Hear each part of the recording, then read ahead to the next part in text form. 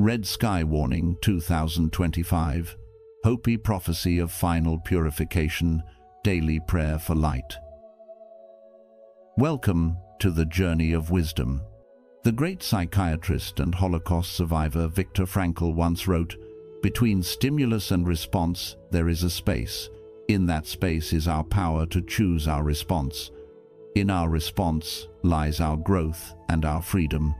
What if the most powerful ancient prophecies, like the Hopi's warning of a red sky, were never meant to be terrifying predictions of a future we must endure, but a profound invitation to master that sacred space in our own daily lives? In a world that feels increasingly chaotic, it's easy to feel powerless. But this ancient wisdom offers a timeless map, not to escape the world, but to find our unshakable center within it. Today, we journey into the heart of the Hopi prophecy to uncover the practical tools it offers for our own personal purification, helping us transform the anxiety of our times into a source of clarity and purpose. As we begin, what is one area in your life that feels most out of balance right now? Share your thoughts respectfully in the comments below, and let's embark on this journey together. A warning in our current skies. The year is 2025. When we look up at the sky, the red sky warning is no longer an ancient metaphor. For millions, it's the very real, hazy orange of wildfire smoke that blots out the sun, a persistent reminder of a world on fire. For others, it's the angry, pulsing red on the extreme weather maps that have become a daily feature on the evening news. And perhaps, for all of us, it's the quiet, persistent red light flashing on the dashboard of our own minds, a signal of overload, of systems pushed to their limit. So, what does an ancient Hopi prophecy about a final purification truly mean for us, right here, right now? Before we journey into the beautiful and profound world of the Hopi people, we must first ground ourselves in the world we currently inhabit, because the power of this prophecy is not in its mystery, but in its startling relevance. The warning signs are not written in dead languages or carved on forgotten stones. They are in our news feeds, in our communities, and in our own hearts. Socially, there's a sense of a constant, low-grade fever. It feels as though the very fabric of our society is stretched thin. We see it in headlines that feel designed to fracture, not inform. We feel it in family conversations that can suddenly turn into battlefields over politics or beliefs. There is a palpable sense of division, a red alert that our connections to one another are becoming fragile, that we are standing on ground that feels increasingly unstable. And then, there is the personal. There is a collective exhaustion that has settled deep into our bones in the years following the global pandemic. We speak of burnout as if it were a common cold. We navigate a digital world that promises connection, but often delivers a profound sense of isolation. That little red notification icon on our phones is its own kind of warning, a constant call pulling our attention away from the present moment, fragmenting our focus, and leaving us feeling drained. We are processing more information in a single day than our ancestors did in a lifetime, and our nervous systems are waving a red flag, signaling that this pace is simply not sustainable. And this is where the ancient wisdom of the Hopi people meets our modern world, not as a frightening prediction, but as a profound and clarifying lens. If you came here today seeking a date for the end of the world, you will be disappointed. The Hopi prophecies, you see, were never meant to be a timetable for Armageddon. They are a mirror. And the red sky warning for 2025 doesn't foretell a future event. It describes our present reality. This is the most crucial understanding we can begin with. The prophecy is not a crystal ball showing us a future we must fear.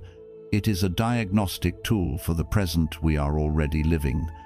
The great purification, then, is not a cataclysm of fire and flood waiting to happen on the horizon. It is the process we are already in. It is a purification of values, a cleansing of illusion, a forced reckoning with the ways of life that have proven to be unsustainable. It is the shaking of everything that can be shaken, so that only what is true, what is real, and what is essential may remain. It is a difficult, uncomfortable, and often painful process, but it is not an ending. It is a profound and necessary transition. So, let's set aside the fear that often comes with the word prophecy. Let's, instead, get curious. Let's approach this ancient wisdom not as passive spectators awaiting a doom, but as active participants in a time of great change. To understand what is happening, we must first understand the perspective of the people who saw this time coming centuries ago. We must understand the world through the eyes of the Hopi. Wisdom Roots: Understanding the Hopi Worldview. To truly understand the mirror that the Hopi prophecy holds up to our world, we must first understand the people who have so carefully polished it over centuries. We must, for a moment, leave our world of red alerts and flashing notifications and travel to the high, sun-baked mesas of northeastern Arizona. Imagine a vast, wind-swept landscape under a deep blue desert sky. It is here, in villages that seem to rise organically from the rock, that the Hopi people have lived for well over 1,000 years. Their full name, Hopitu Shi Nu Mu, is often translated as the peaceful people. But their concept of peace is not passive. It is not simply the absence of conflict. It is a profound, active state of being, a spiritual harmony that comes from living in right relationship with the land, with each other, and with the Creator. For the Hopi, their spirituality is not something they practice on a specific day of the week. It is woven into the very rhythm of their lives: the planting of corn, the honoring of the seasons, the raising of their children. Their connection to the land is absolute. The earth beneath their feet is not a resource to be used. It is a living, breathing relative to be respected.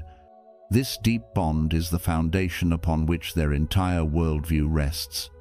And that worldview is fundamentally different from the one most of us were raised with. For many in the Western world, time is a straight line, a linear progression from a fixed past through the present and into an unknown future. For the Hopi, time is not a line, but a great wheel, a cycle. It unfolds in vast eras they call worlds. According to their sacred history, we are now living in the fourth world. The previous three did not end by accident or by chance. They each ended in a great cataclysm because humanity, in its journey, fell out of balance. The first world was destroyed by fire because people had become greedy and had forgotten their connection to the Creator. The second world was destroyed by ice when humanity became hardened in its ways and started to war with itself. The third world was destroyed by a great flood when a civilization of advanced technology began to use their sacred knowledge for selfish and destructive purposes, unraveling the very fabric of nature. Each time, a small number of faithful people were saved, guided to safety to begin the cycle anew, carrying with them the lessons of the world that was lost. The crucial point in this grand, cyclical story is that the destruction was never a punishment from an angry God. It was a consequence. It was the natural result of a system falling too far out of alignment. At the very heart of the Hopi spiritual tradition is the concept of Tuana Savi. This beautiful word can be translated as the center point of the universe, but its meaning is much deeper. It represents a state of perfect balance, of living in complete harmony with the Creator's original instructions for life. To be in a state of Tuana Savi is to live with reverence, with humility, with a sense of community, and with a deep respect for all living things. It is the ideal state, the path of peace. The destruction of the previous worlds was the direct result of humanity collectively losing its way from this sacred center. And if Tuana Savi is the ideal, then its opposite is the condition that precedes every great cleansing. This condition is described by another powerful Hopi word, one that has become more well-known in recent decades, Koyaanisqatsi. Koyaanisqatsi. The word itself sounds like a crack in the stillness. It translates to life out of balance. It means a crazy life, a life of turmoil, a state of life that calls for another way of living. It describes a world where nature is despoiled for profit, where people are rushing constantly but never arriving, where technology accelerates life beyond human scale, where individuals are isolated, and where leaders have lost their moral compass. Does this sound familiar? Koyaanisqatsi is the formal diagnosis for the red light warnings we spoke of earlier. It is the name for the fever, the instability, the collective exhaustion we feel so acutely in our time. According to the Hopi worldview, when a society enters a deep state of Koyaanisqatsi, the process of purification is not a possibility. It is an inevitability. This brings us to the nature of their prophecies. For the Hopi elders, these prophecies are not a form of mystical fortune-telling. They are far more practical and sacred than that. Think of them as a part of a divine instruction manual for living on this earth. This manual was given to their ancestors by the Creator at the beginning of time. It contains warnings, yes, but those warnings function like principles of physics or ecology. They are statements of cause and effect. If you sever the roots of a tree, the tree will fall. If you poison the water, you will become sick. And if a civilization loses its connection to the sacred center and embraces a life of profound imbalance, the world itself will react to restore that balance. There is a saying, passed down through the generations, that captures this philosophy perfectly. It goes something like this. When you stop living according to the sacred instructions, the land will begin to tremble, the winds will cry out, and the waters will rise. This is not the Creator's punishment. This is the earth herself, trying to heal. And that is the lens we must use to look at the prophecies that follow. They are not threats. They are a profound, ancient, and deeply loving description of a planet's natural immune system in action. They are the field notes of a people who have watched the great cycles turn before, and who left us a map to help us understand the great turning we are living through today. Prophetic signs, a mirror of our times. Understanding the Hopi worldview of balance and consequence is like finding the key to a locked room. Now, as we turn that key, we can begin to look at the specific signs the prophecies spoke of, not as fantastic predictions, but as deeply insightful observations about the nature of an unbalanced world. The elders who passed down these warnings didn't have our vocabulary of technology, finance, or social media. They spoke in the powerful, elemental language of symbols, and it's in exploring these symbols that we find the most astonishing reflections of our modern age.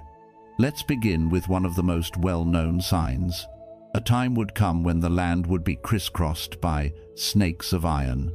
The immediate interpretation, of course, has always been the railroad, and it's a fitting one.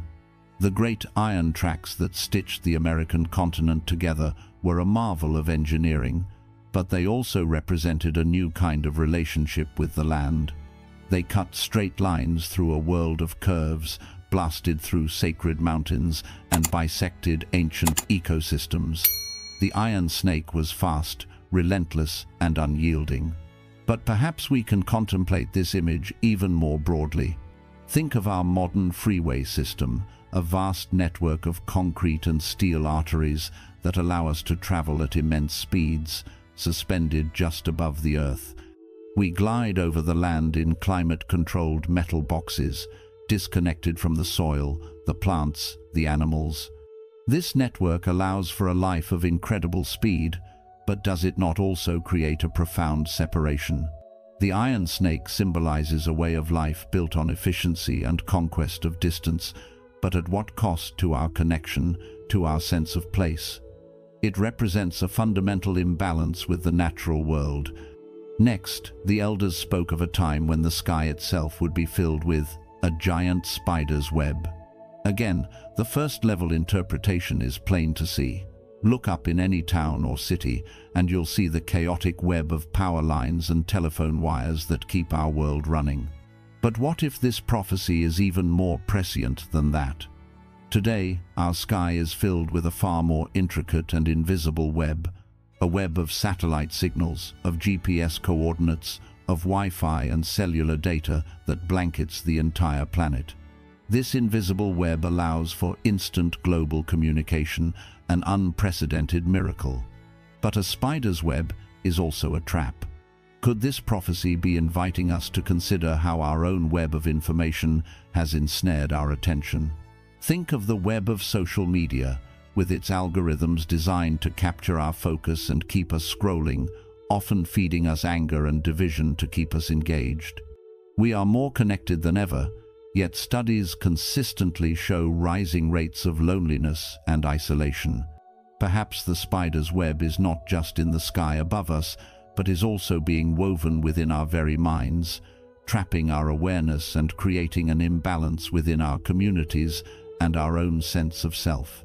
This leads us to another powerful and unsettling sign. The prophecy foretold that people would begin to live in dwellings in the heavens. On the surface, this points directly to the modern skyscraper, to cities of glass and steel where people live and work hundreds of feet above the ground. It speaks of an urban existence increasingly detached from the earth. But what if, again, the meaning goes deeper? What does it mean to live in the heavens, metaphorically? It could suggest a civilization that lives in its head, in the abstract world of data, finance, and ideology, disconnected from the foundational realities of the earth. We live in a world of stock markets that function as their own digital reality, of virtual worlds, and of intellectual bubbles, where we only interact with ideas that confirm our own. What happens when a civilization chooses to build its dwellings in the sky and forgets its roots in the soil? When its food comes from an anonymous supply chain and its water from a tap, it's easy to forget the sacred sources of life.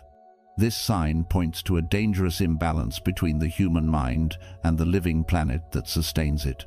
Finally, there is the stark and somber prophecy that a time would come when the great waters would be poisoned and the sea would turn black. This has been tragically and literally fulfilled in our lifetimes through devastating oil spills that have blackened coastlines and destroyed marine life. It is a direct and painful testament to the consequences of our industrial appetites. But the symbol of water holds a deeper meaning in nearly all spiritual traditions. Water is the source of life, the symbol of emotion, of spirit, of the collective unconscious. So, what might it mean for the very source of life itself to be poisoned?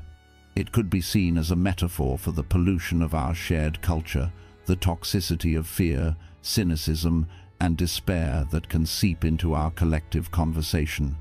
It can represent the contamination of our food systems with chemicals and our information systems with falsehoods. When the source is poisoned, the sickness spreads everywhere. This sign is perhaps the most direct warning of all, a clear symbol of a life support system, both physical and spiritual, in critical distress. The iron snake, the spider's web, the dwellings in the sky, the blackened sea, these are not separate, isolated warnings. They are different facets of the same core problem, the same state of Koyaanisqatsi. Each one describes a form of disconnection. The snake disconnects us from the land. The web disconnects us from each other and from ourselves. The sky dwellings disconnect us from our earthly foundation. And the poisoned water signifies the ultimate consequence of all these disconnections, the fouling of life at its very source. By looking at these ancient symbols, we aren't just interpreting a prophecy. We are seeing our own world reflected back at us with breathtaking clarity. The Hopi elders were not predicting specific technologies. They were describing the inevitable patterns that emerge when a society chooses a path of imbalance. they were describing us. And in that recognition, we find the true purpose of their warning, not to frighten us, but to awaken us to the nature of the path we are on. The Great Purification, a forced reconstruction. Once we recognize the signs of imbalance all around us, the next part of the prophecy begins to make a different kind of sense. This is the part that speaks of the Great Purification. The word itself can be unsettling. It sounds absolute, even violent. It brings to mind images of destruction on a massive scale.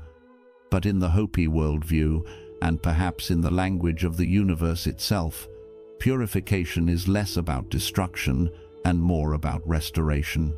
It is the difficult, often painful process of a system returning to balance. It is not an act of aggression, but an act of profound, impersonal healing. The prophecies speak of a time when the world will be shaken, when the land itself will tremble. And haven't we all felt that tremor in recent years? It may not always be a literal earthquake, but a deep, structural shudder that runs through the very systems we built our lives upon. We've seen it in the shocking fragility of our global supply chains, when the simple act of finding a specific item on a grocery store shelf suddenly became uncertain. We've felt it in the wild, unpredictable swings of the economy, where the sense of a stable financial future feels like a relic of a bygone era. And most profoundly, we have felt this shaking in our trust in institutions, in our leaders, in the media, even in each other, has been shaken to its core.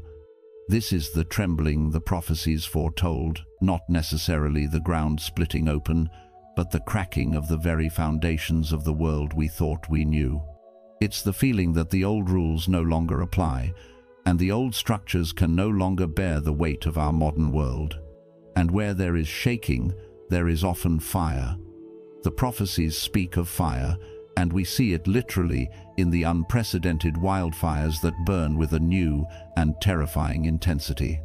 But perhaps the more potent fires are the ones burning within our societies and our own hearts. There is the fire of social and political conflict, of anger and division that flares up with scorching heat, fed by the constant winds of media and algorithms. There is also the searing, cleansing fire of truth. It is the fire that burns away comfortable lies and exposes long-hidden injustices, forcing us to look at the parts of our history and our society that we would rather ignore. And on a personal level, there is a quiet fire of awakening that has begun to burn in so many people. It is the fire of realizing that the old dream, the relentless pursuit of more money, more things, more status, has left them feeling empty and exhausted. It is the fire that burns away old identities and asks a terrifying, liberating question: who am I, really? Underneath it all, the prophecies also speak of great waters, of floods, and again, while we see this literally in devastating superstorms and rising sea levels, there is a metaphorical flood we are all navigating every single day. It is the overwhelming, relentless flood of information and misinformation. We are drowning in a sea of data, of conflicting opinions, of noise that makes it nearly impossible to hear the quiet voice of our own wisdom. There is also the flood of collective emotion, waves of fear, grief, and anxiety that can sweep through the global consciousness, leaving us feeling tossed about and unmoored. It is essential to understand that in the Hopi worldview, there is no angry deity pulling levers from behind a curtain, deciding to send these fires and floods as punishment. This is not a judgment day enacted by an external force. It is something far more organic and profound. It is a form of cosmic accounting. It is the unwavering law of cause and effect playing out on a planetary scale. A forest ecosystem that becomes overgrown with dead wood and choking underbrush is not sustainable. It becomes sick. A lightning strike that ignites a wildfire, while devastating, is not evil. It is nature's harsh but necessary way of clearing away the dead and decaying, so that sunlight can once again reach the forest floor and new, vibrant life can begin to grow. A body that is filled with toxins will eventually develop a fever, an intense, uncomfortable period of heat designed to burn away the infection and restore health. The Great Purification is the planet's fever. It is the world's forest fire. The shaking, the fires, the floods, they are the symptoms of a world trying to heal itself from a deep state of imbalance. The systems that were built on the shaky foundations of endless growth, of separation from nature, of greed and exploitation, are simply not resilient. They were never meant to last. And so, under pressure, they begin to crack and crumble. It is the inevitable outcome of their own design. So, the Great Purification is not the demolition of the world. It is the demolition of the illusions that have been built upon it. It is the forced collapse of unsustainable systems. It is a painful, chaotic, and deeply unsettling process, but it is not meaningless. It is a necessary clearing. It is a great and terrible opportunity to remove what is false, what is rotten, what is no longer serving life, to make space for something new to be born. The choice of the ages, the path of the heart and the path of the machine. It is easy, when we talk about crumbling systems and planetary healing, to feel very small. It's easy to feel like a passive observer, watching a great historical drama unfold. But this is the point in the story where the Hopi prophecy turns its gaze away from the heavens and the headlines, and looks directly into the heart of every single human being. Because, according to the elders, this great time of shaking is ultimately a time of choice. The prophecies say that in the final days, humanity will come to a great crossroads where two paths diverge, and every single person must choose, consciously or unconsciously, which path they will walk. These are not paths on a physical map. They are paths of consciousness. They are ways of being. Let's call the first path the path of the head, or perhaps the path of the machine. This is not the evil path. It is simply the path of imbalance, the path of Koyaanisqatsi. It is the default setting of our modern world. It is the path we walk when we are running on autopilot. What does this path look like in our daily lives? It looks like waking up and immediately reaching for our phone, letting the anxieties and agendas of the world flood our minds before we've even had a chance to connect with ourselves. It looks like scrolling endlessly through social media feeds, seeking a fleeting sense of validation from the likes and comments of strangers. It's the path of relentless consumption, the belief that the next purchase, the next upgrade, the next experience will finally fill the emptiness we feel inside. It is the path of being hooked by the algorithms of anger and outrage, feeling a rush of self-righteousness as we engage in online battles, forgetting the humanity of the person on the other side of the screen. It is the path of living in the future, consumed by worry and what-if scenarios, or living in the past, trapped in regret and resentment. It is a path of noise, of speed, of distraction. It is the path where we believe we are separate individuals competing in a world of scarcity. There is no judgment here. We have all walked this path. It is the well-paved superhighway our culture has built for us. But there is another path. The Hopi call it the path of the heart, the path of balance. This is the quieter path. It's the unpaved trail that requires conscious effort to find and to walk. It is not an easy path, but it is the one that leads to resilience, to peace, and to true connection. What does this path look like? It looks like choosing, just for a few minutes each morning, to connect with your breath before you connect with your screen. It's the conscious choice to be more selective about the information you consume, to curate your mental diet as carefully as you would your physical one. It's finding a way to connect with nature, even if it's just by noticing the sky from your window, or mindfully caring for a single houseplant, or walking barefoot in a small patch of grass in a city park. It is the practice of gratitude, actively looking for the good, for the beautiful, for the things that are working in your life, no matter how small. The path of the heart is about building real community. It means putting down the phone to have a real conversation with a neighbor. It means checking in on a friend. It means volunteering your time. It means choosing to listen with the intent to understand, rather than just waiting for your turn to speak. Most of all, it is the path of practicing stillness. It is the courageous act of turning off the noise, of sitting in silence and allowing yourself to simply be, to hear the quiet whispers of your own intuition. The prophecy says that in these times there will be a group of people known as the True Ones. This is such a powerful and easily misunderstood idea. The True Ones are not a special, elite group of perfect, enlightened masters. They are not defined by their race, their religion, or their background.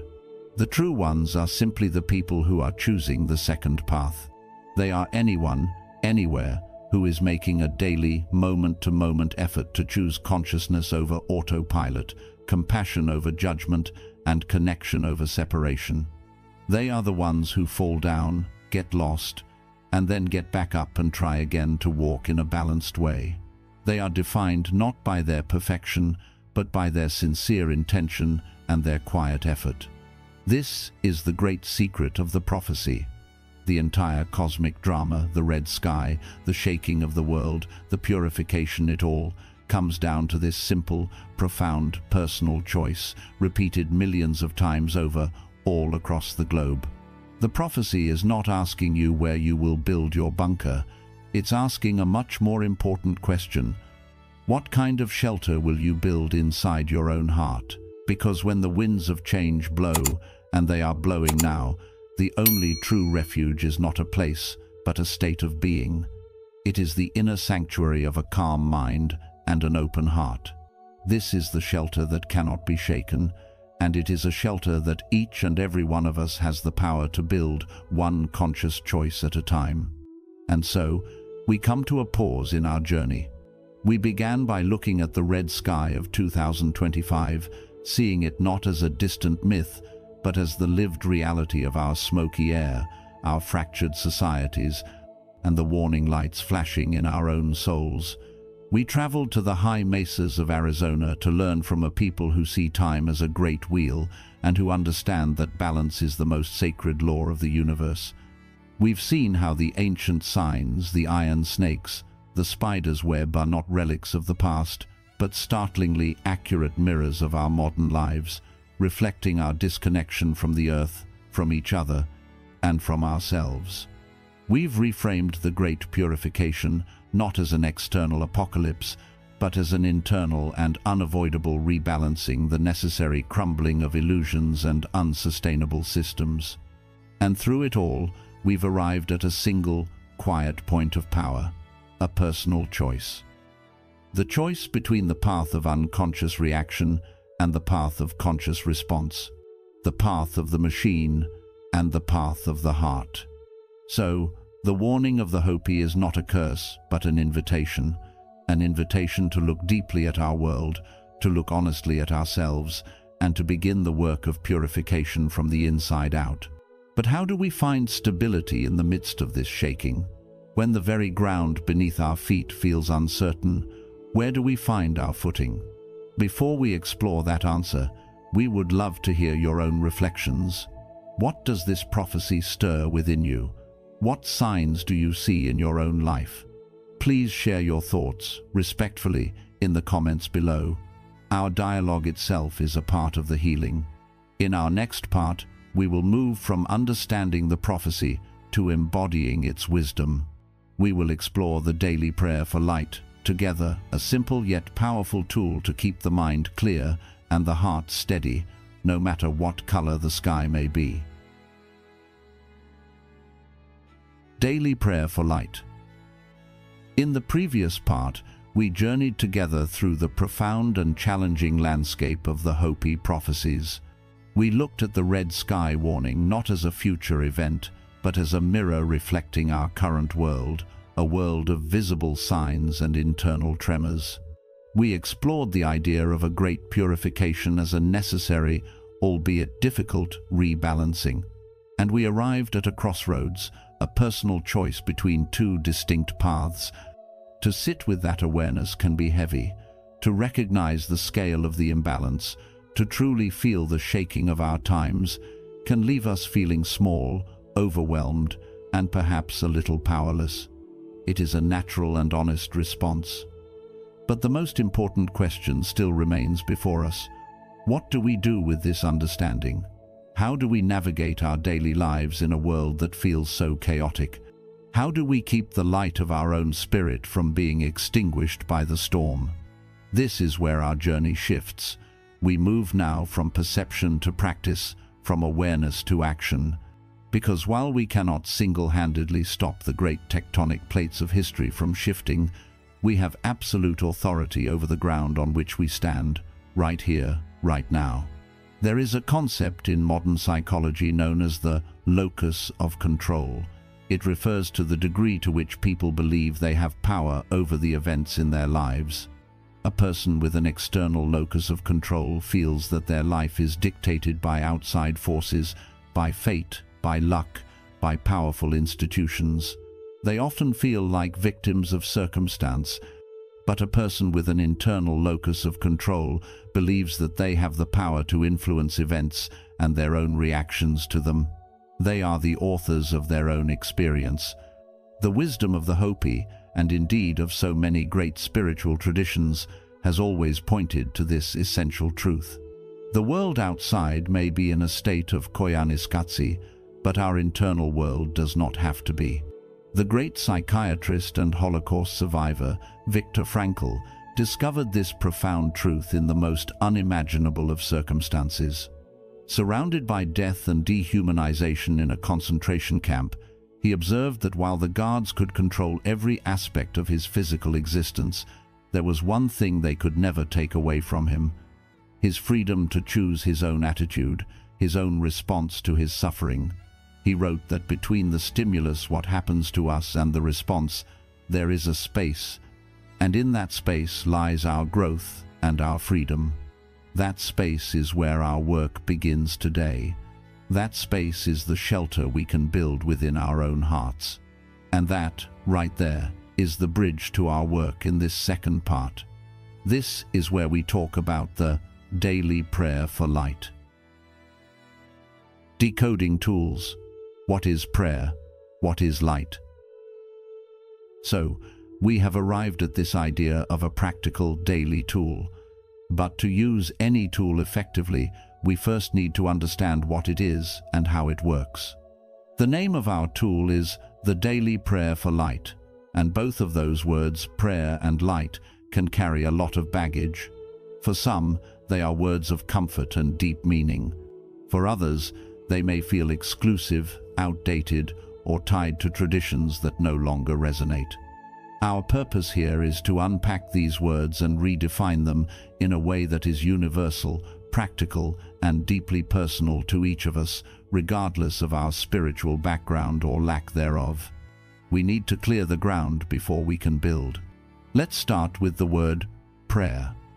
For our purposes, prayer is not about begging or petitioning an external force to change our circumstances. It is not a transaction. It is the simple, powerful act of focusing our intention in a conscious way. That's it. It is the practice of deliberately gathering our scattered attention and directing it toward a chosen quality or state of being. Modern science is beginning to catch up with this ancient wisdom.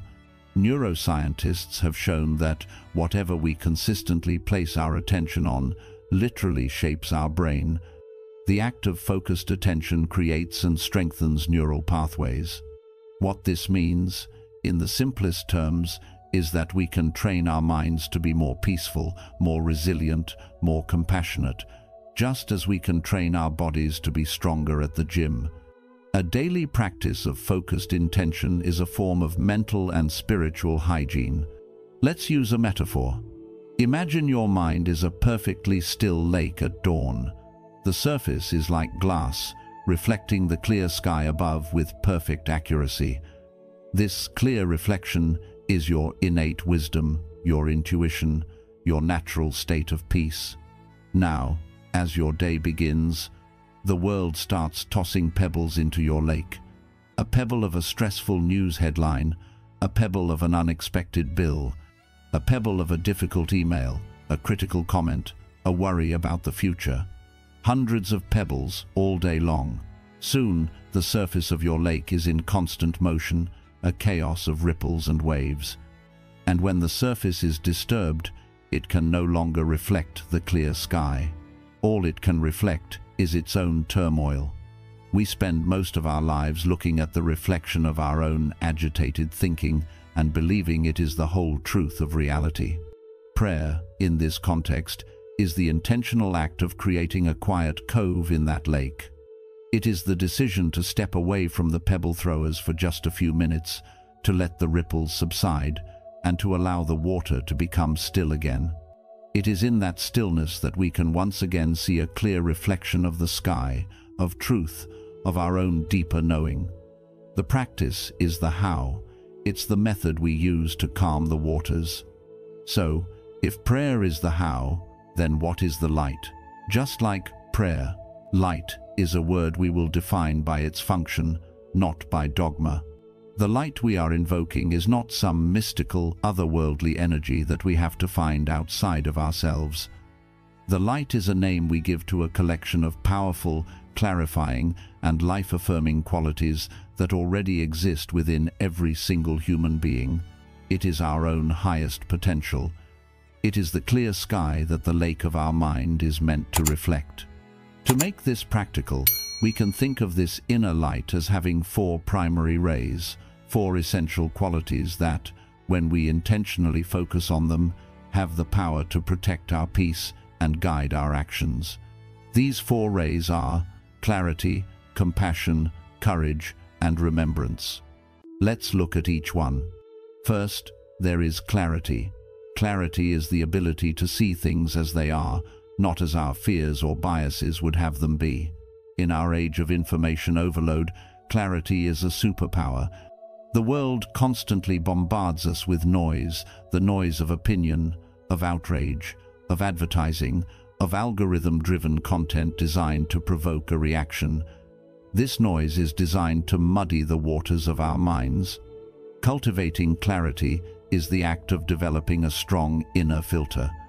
It's the ability to pause before reacting, to question the story we are being told, and to ask ourselves, what is truly real here, beyond the drama? Clarity doesn't mean having all the answers. It means having the inner quiet to distinguish the signal from the noise. It is the light that allows us to navigate through the fog of confusion. The second ray is compassion. Compassion is often mistaken for pity or weakness or a kind of sentimental niceness. But true compassion is one of the most powerful and courageous forces in the universe. It is the ability to feel with another, to recognize our shared humanity in their joy and in their pain. In a world that is increasingly polarized, where we are encouraged to see each other as us versus them, compassion is the ultimate antidote. It is the light that dissolves the illusion of separation. It begins with ourselves learning to treat our own fears and failings with kindness rather than harsh judgment. And from that place of self-compassion, we can extend it outwards. Compassion doesn't mean we have to agree with everyone or condone harmful actions. It simply means we refuse to close our hearts. We refuse to dehumanize anyone. It is the strength to keep our hearts open in a world that often encourages us to shut them down. The third ray is courage. Like compassion, courage is often misunderstood. We tend to think of it as heroic, dramatic acts of bravery. But the courage we need most in these times is a quieter, more consistent kind. It is not the absence of fear. It is the willingness to act according to our deepest values, even when we are afraid. What does this courage look like today? It is the courage to disconnect from the outrage machine, the courage to admit when we are wrong, the courage to have a difficult but necessary conversation, the courage to be vulnerable in a world that prizes invincibility. It is the courage to choose kindness when it would be easier to be cynical, and the courage to live a simpler, more meaningful life when the culture is screaming at us to want more, do more, and be more. This is the light that allows us to live with integrity. And finally, the fourth ray is remembrance. This is perhaps the most subtle and the most deeply connected to the Hopi wisdom we have been exploring. What are we remembering? We are remembering our connection. It is the conscious act of remembering that we are not isolated individuals, but part of a vast, intricate web of life. We are connected to the earth that sustains us, to the people in our communities, to the generations that came before us, and to those that will come after. In a society that celebrates radical individualism, the act of remembrance is a revolutionary one. It is the cure for the illusion of separation that the prophecy warns against. When you truly remember that the river is a part of your own circulatory system, you do not poison it. When you remember that your neighbor's well-being is tied to your own, you act with greater care. Remembrance is the light that restores our sense of belonging and our sense of sacred responsibility. So, these are our tools. Prayer is the how, the practice of calming the waters of the mind and focusing our intention. And light is the what, the qualities of clarity, compassion, courage, and remembrance that we choose to focus on, the clear sky we want our lives to reflect. With this understanding, we are now ready to explore the practice itself. Daily practice, deep analysis of the prayer for light. We have now arrived at the practice itself, the heart of our time together. We've explored the why and the what. Now, we gently step into the how. I invite you to find a comfortable position wherever you are. You don't need a special cushion or a silent room, just a willingness to be present for the next few moments. If it feels right to you, you can close your eyes. I will first share the full text of the prayer so you can hear its simple rhythm, and then we will walk through it together, line by line, unpacking the deep and practical wisdom held within each phrase. Start with a deep breath, feel the ground beneath your feet, and begin to pray. The prayer is this: today, I open myself to the light of clarity, to see through the illusions that surround me. I open myself to the light of compassion, to meet the fear within me and within the world. I open myself to the light of courage, to choose kindness over cynicism and creation over consumption. And I open myself to the light of remembrance, to never forget that I am a part of the earth and that my every action creates a ripple. Now, let us begin our deeper walk together. The opening, beginning with a deep breath, feeling the ground beneath my feet. The practice does not start with a grand thought or a lofty ideal. It starts with the body. It starts with two of the most fundamental realities of our existence: the air that fills our lungs and the ground that supports our weight. Why here? Why is this the gateway? Because this simple act is a direct and powerful antidote to one of the central problems the Hopi prophecy identified: the illusion of living in the dwellings in the heavens. We spend so much of our lives living in our heads, in the abstract worlds of memory, of planning, of worrying, of digital distraction.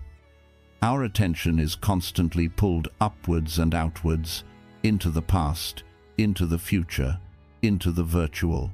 We forget that we have a body. We forget that we are standing on a planet. The breath is our anchor to the present moment. You cannot breathe in the past. You cannot breathe in the future. You can only breathe right now. Taking a single conscious breath is an act of homecoming. It pulls your scattered awareness from the chaotic winds of thought and brings it right back here, to the center of your own being. And then, the ground. Feeling the ground beneath your feet, whether you are sitting in a chair, standing, or lying down, is a profound act of reconnection. It is a direct, physical reminder that you are supported, you are held, you are a creature of the earth. In a world that feels unstable, the simple, solid reality of the ground beneath you is a source of immense stability. It is the truth your body knows, even when your mind is spinning in chaos. This opening is not just a preamble, it is the foundation of the entire practice. By starting here, you are consciously choosing to leave the ungrounded sky dwellings of anxiety and distraction and to root yourself in the simple, powerful truth of your own physical presence on this earth. You are calming the waters of the lake before you even attempt to see the sky's reflection. First line: today, I open myself to the light of clarity, to see through the illusions that surround me. This line is a gentle intention to look deeper. The illusions of our time are many, that our worth is measured by what we own, that the world is simply us versus them, that we must always be in a rush. To open to clarity is to give ourselves permission to pause and question these frantic stories. It is a commitment to listen to the quiet voice of our own inner wisdom, seeking the truth that lies beneath the noise. Second line: I open myself to the light of compassion, to meet the fear within me and within the world. This is the work of the heart. Notice we ask to meet fear, not to conquer it. Fear is the primary fuel of imbalance. This practice begins with ourselves. When anxiety arises, we meet it with kindness rather than resistance. By holding our own fear with compassion, we lessen its power. From that place, we can look upon a fearful world not with more judgment, but with understanding. This doesn't mean condoning harmful actions, but it does mean refusing to add more hatred to the world. It is the practice of keeping our hearts open. Third line: I open myself to the light of courage, to choose kindness over cynicism and creation over consumption. This line brings our intention into action. Courage here is not a grand gesture, but a series of quiet, daily choices. It is the courage to remain kind and open-hearted in a world that often rewards cynicism. It is the courage to create rather than just consume, to cook a meal with care, to fix something broken, to share a skill. Creation connects us to the life force, shifting our energy from a sense of lack to one of meaningful contribution. This is the choice to use our energy to build and to heal. Fourth line: and I open myself to the light of remembrance, to never forget that I am a part of the earth and that my every action creates a ripple. This final line connects everything back to the great wisdom of interconnection. It is the antidote to the illusion of separation. To practice, remembrance is to consciously recall that we are part of a vast web of life. This awareness transforms our daily actions into sacred acts. Choosing a sustainable product, speaking a kind word, or preserving a resource are no longer small chores. They are affirmations of our role in the sacred whole. It is the profound understanding that we are not powerless, that every choice we make, no matter how small, sends a ripple of consequence into the world. It is a vow to live with reverence and responsibility. From words to life, integrating light into everyday life. A few moments of quiet intention in the morning can feel like a sanctuary. The water of the lake becomes still, the reflection of the sky is clear, and we feel a sense of profound peace. But then we open the door and step back into the world. The phone buzzes, the traffic is heavy, the news is alarming, and it can feel like the first pebble is tossed into our lake before we've even finished our first cup of coffee. The purpose of our practice is not just to create a fleeting moment of peace that evaporates on contact with reality. The purpose is to learn how to carry that stillness with us. It's about integrating the light we've cultivated into the fabric of our day, so that it becomes not just something we do, but a part of who we are. This is where we move from words to a way of life. The four rays of light, clarity, compassion, courage, and remembrance, are not just beautiful concepts. They are practical tools for navigating the challenges of our world. Let's explore how we can consciously use them in some very common, everyday situations. The situation number 1, reading the morning news, applying clarity. You open your phone or turn on the television. Immediately, you are met with a headline designed to provoke a strong emotional reaction. It might be about a political conflict, an economic crisis, or a social injustice. You can feel your body react before your mind even catches up. Your heart rate might quicken. You might feel a knot in your stomach, a clenching in your jaw. The automatic response is to get pulled into the emotional current, to feel anger, fear, or despair, and perhaps to immediately form a strong opinion and look for someone to blame. The ripples on the lake of your mind are turning into waves. This is the moment to introduce a sacred pause. Instead of being swept away by the reaction, you can take a single, conscious breath, and in the space created by that breath, you can ask the question of our first ray: where is the clarity here? Asking this question does not mean becoming cold or detached. It means becoming a discerning observer instead of a helpless reactor. It invites you to look deeper. You might ask yourself, what is the actual information being presented here, separate from the emotional language used to frame it? What is the unspoken story? What is the underlying fear, both in the story itself and in my own reaction to it? What am I not being told? By asking for clarity, you are refusing to be a passive consumer of outrage. You are activating your own higher intelligence. You might still feel sadness about the situation or a healthy anger at injustice, but it will be a clean, clear energy, not the muddy, reactive energy of the initial emotional hook. You move from being a victim of the news cycle to a conscious witness of your times. That is a profound shift in power.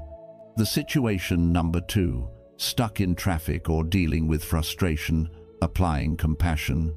You're on your way to an appointment and you hit a wall of traffic. Someone cuts you off abruptly. Or perhaps it's a different frustration, a long line at the store, a technological glitch, a plan that has suddenly fallen apart. The immediate, habitual response is often a flash of irritation or anger. An internal monologue might begin: I can't believe this. This person is an idiot. My whole day is ruined. The energy of blame and frustration floods your system. The waters of the lake are churning. Here, in this moment of heat, is the opportunity to pause and invite in the second ray. You can place a hand on your own heart, take a breath, and ask the question, how can compassion show up here, right now? Notice that the first and most important place for compassion is for yourself. You can acknowledge your own feeling without judgment. This is frustrating. It's okay that I'm feeling this. Simply naming and allowing the feeling, rather than fighting it or acting it out, can take away much of its charge. You are meeting your own fear, the fear of being late, of losing control, with kindness. Once you have offered that compassion to yourself, you might then have the capacity to extend it outwards. You don't have to excuse the other person's behavior, but you can choose to see their humanity. You might think, I have no idea what is going on in that person's life. Maybe they are rushing to a hospital. Maybe they just received terrible news. Maybe they are just as stressed as I am. This simple shift in perspective breaks the cycle of blame. It doesn't magically make the traffic disappear, but it completely changes your experience of being in it. You are no longer a victim of the situation. You are a practitioner of peace, right in the middle of a traffic jam. You are using the grit of daily life to polish the stone of your own heart. The situation number 3, facing a consumer choice, applying remembrance. You're at the store or shopping online. You're faced with a choice: what to buy for dinner, which product to choose, whether you really need to buy something new at all. The default mode is to operate on autopilot, considering only price, convenience, and our own immediate desires. This is the mindset of the separate self. This is a perfect, subtle moment to practice with the fourth ray. To pause, even for just a second, and ask the question, does this choice reflect my remembrance of connection? This question instantly elevates a mundane act into a meaningful one. It asks you to consider the ripples your choice will create. You might look at the packaging and think about its impact on the earth. You might consider where the product was made and the hands that brought it to you, connecting you to a global community. You might ask yourself, does my body truly need this right now, or am I just trying to fill an emotional void? Choosing the organic option, the locally made item, the product with less packaging, or even choosing not to buy anything at all, these cease to be small, insignificant choices. They become quiet votes for the kind of world you want to live in. They are small, sacred rituals that affirm your place in the web of life. You are no longer just a consumer. You are a conscious participant in the world's ecosystem, and every choice you make is an opportunity to honor that sacred relationship. The situation number 4, the temptation to criticize online, applying courage. You are scrolling through your social media feed, and you see a post or a comment that you strongly disagree with. Or maybe you see someone making a mistake or expressing an opinion you find foolish. The temptation is strong, almost magnetic, to jump in to leave a sarcastic comment, to correct them, to join the chorus of criticism. It provides a quick, satisfying hit of feeling right, of being on the correct team. This is a powerful moment to practice the quiet strength of the third ray, to pause before you type and ask yourself the question, what is the courageous choice here? In this context, courage is often the opposite of what our ego tells us to do. The easy thing to do is to tear down. The courageous choice is often to build up, or to simply refuse to participate in the demolition. The courageous choice might be to simply keep scrolling, denying the algorithm the angry engagement it craves. It might be the courage to try and find the shred of humanity or valid concern underneath the opinion you disagree with. Or, if you do choose to engage, it is the courage to do so with kindness and respect, to state your own perspective without attacking the person who holds a different one. In a world that rewards cynicism and public shaming, choosing to be a force for quiet understanding and constructive dialogue is an act of profound courage. It is choosing to be a healer in a world that encourages us all to be warriors. It's a choice to use your energy to add to the light, rather than to the heat and the noise. These are just 4 small examples, but the principle applies everywhere. The practice we do in the morning is not the destination, it is the training ground. The real work and the real gift is in carrying these questions with us and allowing them to gently shape the thousands of moments that make up our one precious life. And so, we arrive at the end of our shared path, at least for today. We have seen how a simple, daily practice of focused intention can become a powerful anchor in a turbulent world.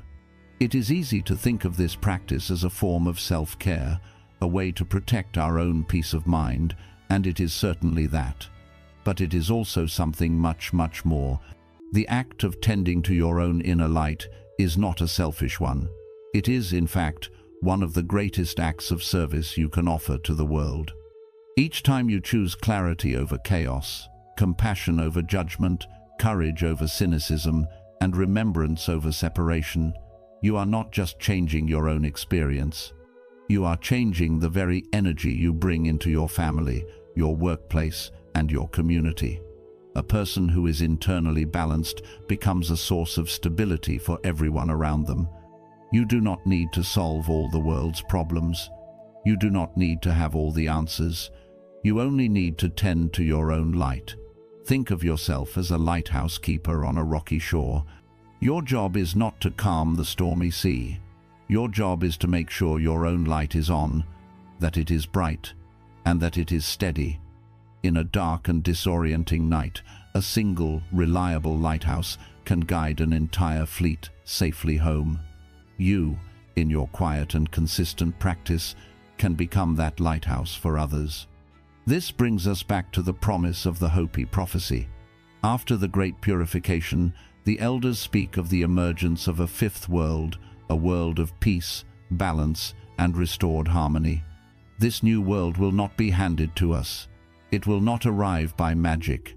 It will be grown. It will be grown from the seeds of the hearts that have learned to choose the path of the heart. It will be built by the true ones, not a special race of people, but a global family of ordinary individuals who have chosen to cultivate clarity, compassion, courage, and remembrance within themselves. You, by choosing this path, by practicing this prayer, are one of those seeds. You are a quiet, powerful participant in the co-creation of that more beautiful world. Our journey began with a warning of a red sky, but it does not end in fear. It ends here, in the stillness of your own heart, with a simple tool to choose light, one day at a time. This has been a long journey, and I am deeply grateful to those who have listened with an open mind and heart.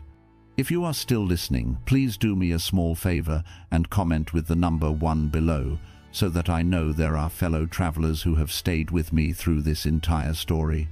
Your presence is the greatest encouragement for me to continue sharing these narratives. Thank you for your time and your attention. May your day be filled with light, and may your heart always know peace, no matter what color the sky may be. Walk gently,